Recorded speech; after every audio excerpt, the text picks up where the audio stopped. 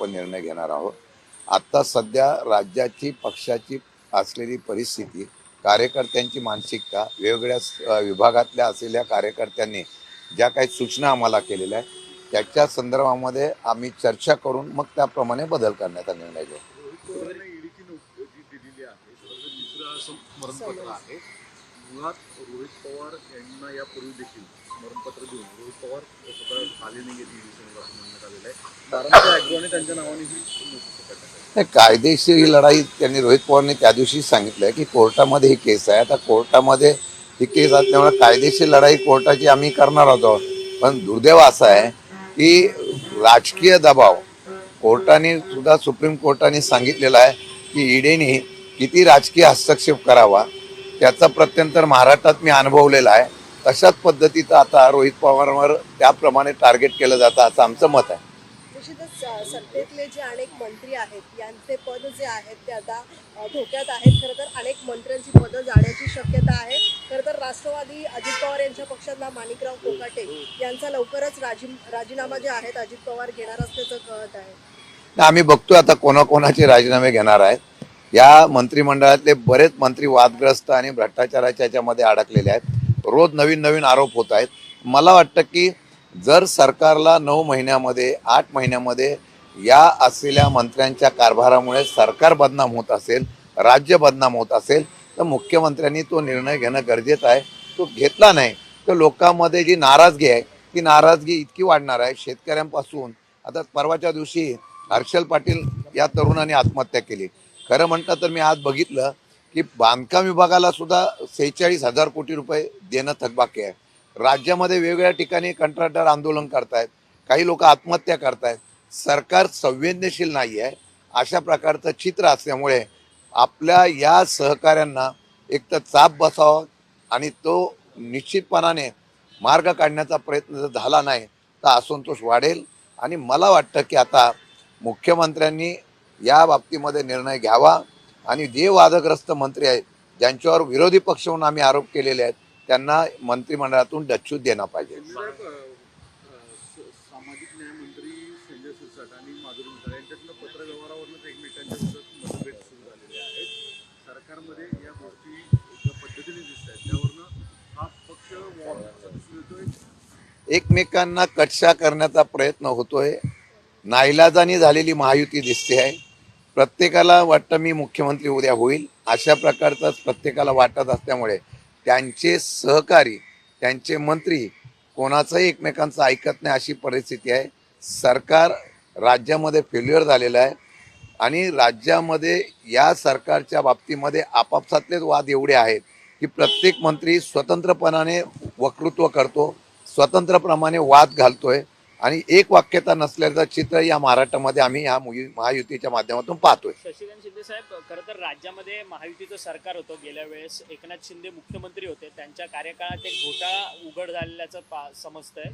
सुमित फॅसिलिटीजचे जे प्रमुख आहेत अमित साळुंके यांना झारखंडमधल्या पोलिसांनी अटक केली आहे झारखंडमधल्या दारू घोटाळ्यावरतून, परंतु त्यांचे कुठेतरी धागेदोरे हे श्रीकांत शिंदे फाउंडेशन सोबत आहेत असं संजय राऊत आरोप लावतात। नाही, संजय राऊतांनी जो आरोप केलेला आहे विधिमंडळामध्ये सुद्धा ॲम्ब्युलन्स घोटाळा हा आम्ही विधिमंडळात काढला होता। या ॲम्ब्युलन्स घोटाळ्यामध्ये या असलेल्या व्यक्तीचा सहभाग आहे, त्याला हे कॉन्ट्रॅक्ट दिलेला आहे अशा प्रकारची माहिती आम्ही सभागृहात दिली होती, परंतु त्याच्यावर कुठल्याही प्रकारची कारवाई केली गेली नाही। फक्त विरोधकांच्या असलेल्या चौकशी करायची आणि त्यांच्यावर दबाव टाकायचा आणि आपल्या असलेल्या सत्तेमधल्या मंत्र्यांच्यावर ज्या काही आरोप घोटाळे होत आहेत त्याच्यावर कुठली चौकशी करायची नाही अशा प्रकारचा दुजाभाव होतोय। आमचं म्हणणं आहे जर झारखंडच्या सरकारने कारवाई केली असेल, त्याचे धागेदोरे जर महाराष्ट्रामध्ये असतील तर त्याची महाराष्ट्र सरकारने सुद्धा चौकशी करून कारवाई केली पाहिजे अशा प्रकारची आमची मागणी आहे।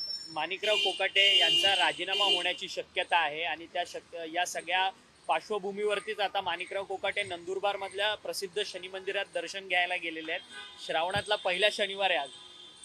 आता शेवटी त्यांनी परमेश्वराकडे, आता ह्या सरकारमधले अनेक मंत्री परमेश्वराचा दावा करतायत। काही लोकांना मंत्रिपद पाहिजे ते त्या ठिकाणी मंत्रिपद पाहिजे ते त्याप्रमाणे परमेश्वराचा आणि वेगवेगळ्या पूजा करतायत। काही लोक मंत्रिपद टिकवण्यासाठी पूजा करतायत। आणि काही लोक आपल्या वेगवेगळ्या प्रकारच्या असलेल्या पूजा अर्चातून आपलं स्थान बळकट करण्याचा प्रयत्न होतोय. हे खरं म्हटलं तर अशा पद्धतीची परिस्थिती या महाराष्ट्रामध्ये रोज आम्ही पाहतोय.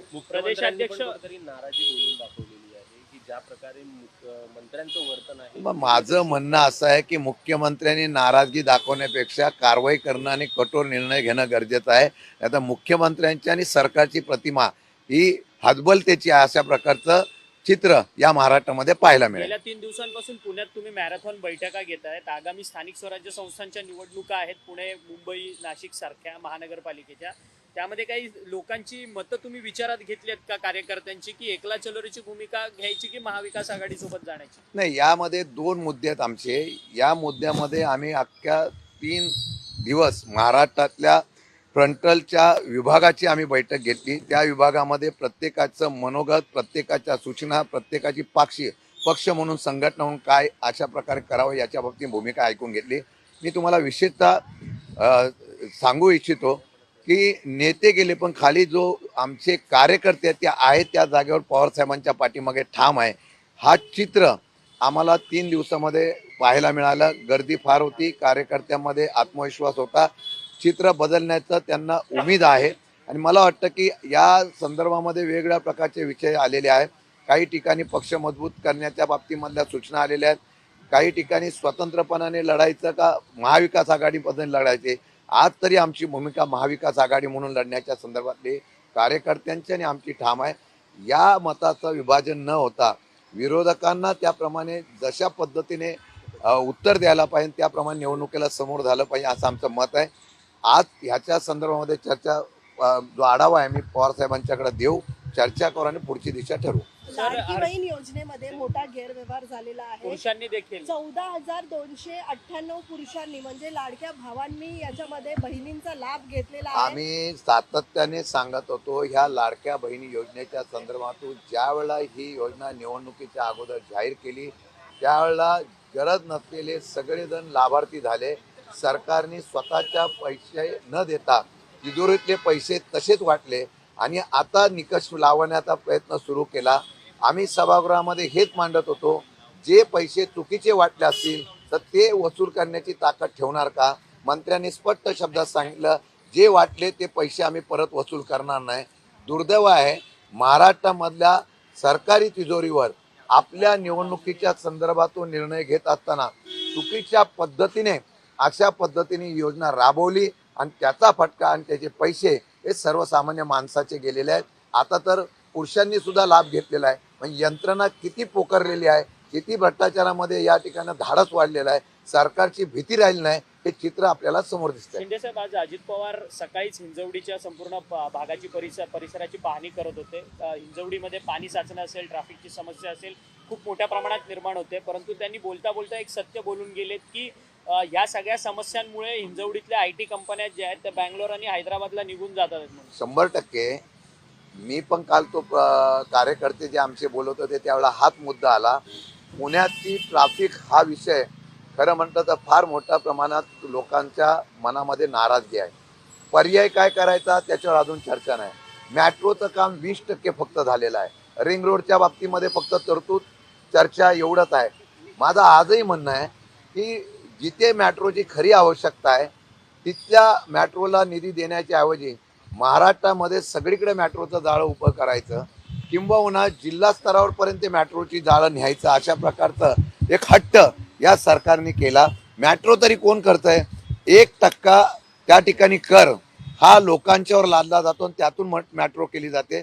सरकार काय उपकार करत नाही. पण हिंजवडीमध्ये वस्तुस्थिती आहे 2-2, 3-3 तास हिंजवडीमध्ये जायला लागत असेल याच्यासारखं दुर्भाग्य नाही. म्हणून हिंजवडीच्या इंडस्ट्री ह्या तिथल्या बंद पडतायत, IT पार्क बंद पडताय हे सत्य आहे. आणि हे सत्य सरकारने 10 वर्षापासून सातत्याने मांडल्यानंतर सुद्धा त्याच्यावर कुठला निर्णय होत नसल्यामुळे या IT पार्क बंद होतोय हे खरं म्हटलं तर दुःख आहे. काल जयंत पाटील दिल्लीत होते अशी चर्चा सुरू आली आणि त्याच्यामध्ये त्यांच्या काही राजकीय गाठीभेटी झाल्या आहेत. काय खरं? मला माहीत नाही पण मला वाटतं की राजकीय गाठीभेटी नसतील. दिल्लीमध्ये काही कामानिमित्त ते गेले असतील. त्या संदर्भामध्ये त्यांच्या कामाच्या नंतर गेल्यानंतर राजकीय चर्चा झाली असं मला वाटत नाही. काल काँग्रेसचा एक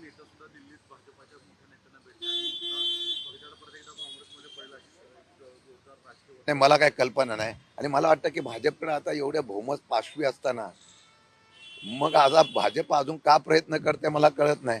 त्यांना त्यांच्या ह्या योजनेवर, त्यांच्या विकासावर, त्यांच्यावर लोकांनी दाखवलेल्या, त्यांचं म्हणणं आहे की आमच्यावर लोकांनी विश्वास दाखवलेला, आमचं तर म्हणणं ईव्हीएमचा विश्वास आहे, पण आमच्यावर दाखवलेल्या विश्वासावर त्यांना आता काही ठाम असा विश्वास राहिलेला नाही का, म्हणून सगळेच पक्ष फोडायला निघालेले आहेत.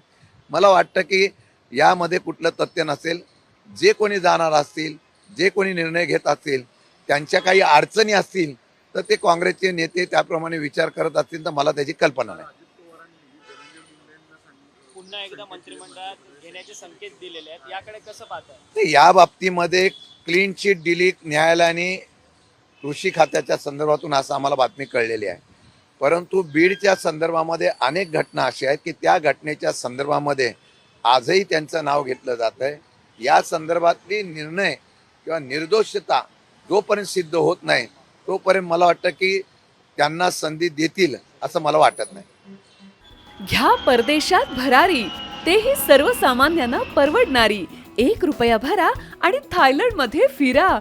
सचिन इंटरनॅशनल घेऊन आले आहेत जगातली सर्वात स्वस्त परदेश टूर. पूर्ण 5 दिवसांचं पॅकेज आता फक्त 32,999 रुपयांमध्ये. पॅकेजमध्ये विमान प्रवास, हॉटेल, ब्रेकफास्ट, ट्रान्सपोर्ट आणि प्रेक्षणीय स्थळे. सचिन इंटरनॅशनल 18 वर्षांपासून पर्यटन क्षेत्रातील एक विश्वसनीय नाव. सचिन इंटरनॅशनल सोबत मनसोक्त फिरा. संपर्क 7767989898.